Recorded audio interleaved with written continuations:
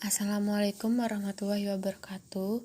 Perkenalkan, nama saya Ut Febrianti, NIM 1710321012 dari program studi Agribisnis B.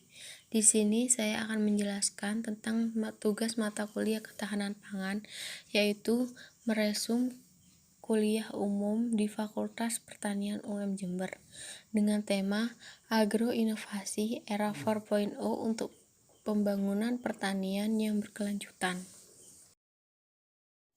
Revolusi Industri 4.0. Revolusi Industri 4.0 terjadi sejak tahun 1750-an, terus berkembang secara vertikal dan horizontal, saling melengkapi, kompleks dalam perakitan dan sederhana dalam penggunaan. Konsep Industri 4.0 pertama kali digunakan di publik dalam pameran industri Hannover Messe di kota Hannover, Jerman, di tahun 2012. Dari peristiwa ini juga sebetulnya ide Industri 2.0 dan Industri 3.0 baru muncul. Sebelumnya cuma dikenal dengan revolusi teknologi dan revolusi digital, dimulai dari mesin uap, kereta api, sampai mesin penggerak turbin. Memasuki revolusi industri 4.0, semua berubah secara drastis. 4 prinsip perancangan dalam revolusi industri 4.0. Yang pertama yaitu interoperabilitas atau kesesuaian. Mesin, perangkat, sensor, dan manusia mampu berkomunikasi antara satu dan lainnya lewat Internet of Things atau IoT dan atau Internet of People IOP. Yang kedua, transparansi informasi.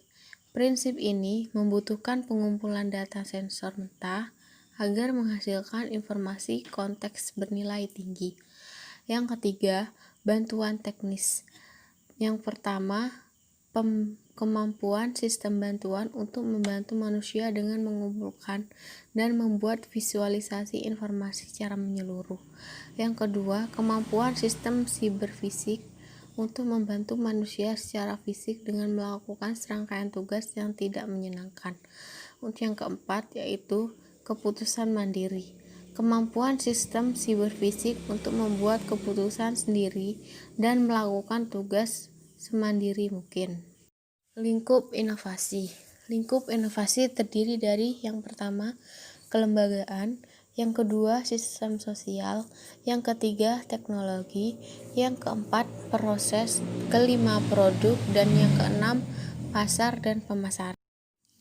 Smart farming atau pertanian pintar merupakan penggunaan platform yang dikonektivitaskan dengan perangkat teknologi dalam pengumpulan informasi yang diperoleh dari perangkat perekam data yang ditanamkan pada lahan pertanian.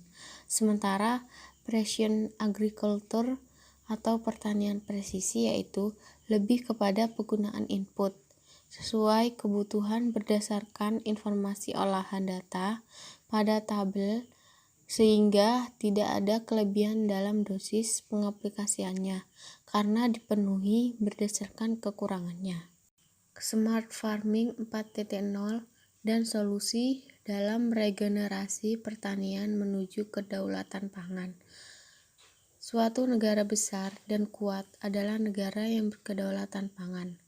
Untuk mencapai negara berkedaulatan pangan, maka diperlukan perubahan drastis sebagai berikut.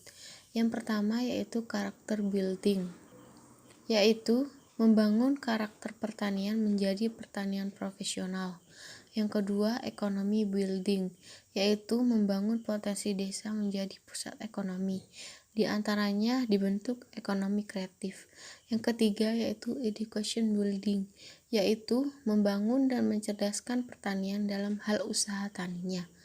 Yang keempat yaitu teknologi building, yaitu menerapkan teknologi yang tepat guna, murah, dan mudah operasionalnya. Untuk menyukseskan program kedaulatan pangan, pemerintah penting sekali melakukan program berikut ini. Yang pertama, program perbaikan penyuburan tanah dengan manajemen yang baik. Yang kedua, optimalisasi gen lokal. Yang ketiga, pemanfaatan lahan tidur yang sudah dikuasai oknum maupun yang belum. Yang keempat, perubahan politik dan kebijaksanaan peraturan perundang-undangan pertanian lebih mendukung petani atau pelaku di bidang pertanian. Optimalisasi gen lokal menuju kemandirian pangan. Indonesia negeri yang kaya raya sumber daya pangan. Ironisnya, kita masih saja melakukan impor pangan. Kondisi ini terjadi diakibatkan oleh beberapa hal, yaitu kerusakan tingkat kesuburan tanah akibat revolusi hijau dan pencemaran air dari limbah-limbah pabrik yang tidak diolah dengan baik.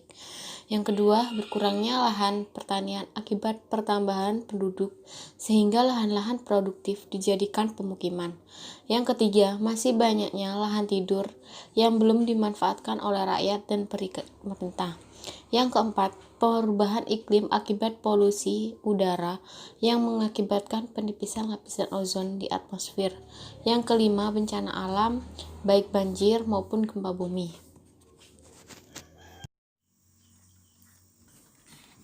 Penerapan urban farming teknologi Pandawa Kencana Multifarm Yogyakarta. Pertanian urban adalah praktik budidaya, pemrosesan, dan distribusi bahan pangan di sekitar kota. Pertanian urban juga bisa melibatkan peternakan, budidaya perairan, wanatani, dan hortikultur. Sistem yang dikembangkan berdasarkan riset dengan melihat beberapa faktor diantaranya. Yang pertama, faktor permodalan.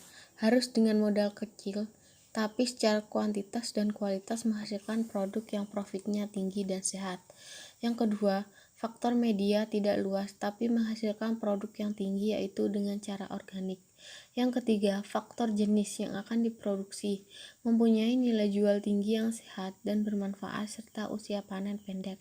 Yang keempat, faktor setiap usaha budidaya urban farming harus mempunyai kontribusi yang baik terhadap lingkungan. Dalam pengembangan urban farming dibutuhkan kreativitas yang tinggi, karena urban farming butuh bukan saja untuk memenuhi kebutuhan pangan, tetapi juga harus mempunyai nilai sebagai berikut. Healthy artinya sehat. Sehat yang dimaksud adalah sistem tanam dengan cara organik. Berarti artinya bahwa produk yang diproduksi mempunyai nilai kandungan untuk menjaga kesehatan. Yang ketiga, artinya harus mempunyai nilai tinggi. Sekian penjelasan dari saya. Apabila ada salah kata, mohon maaf.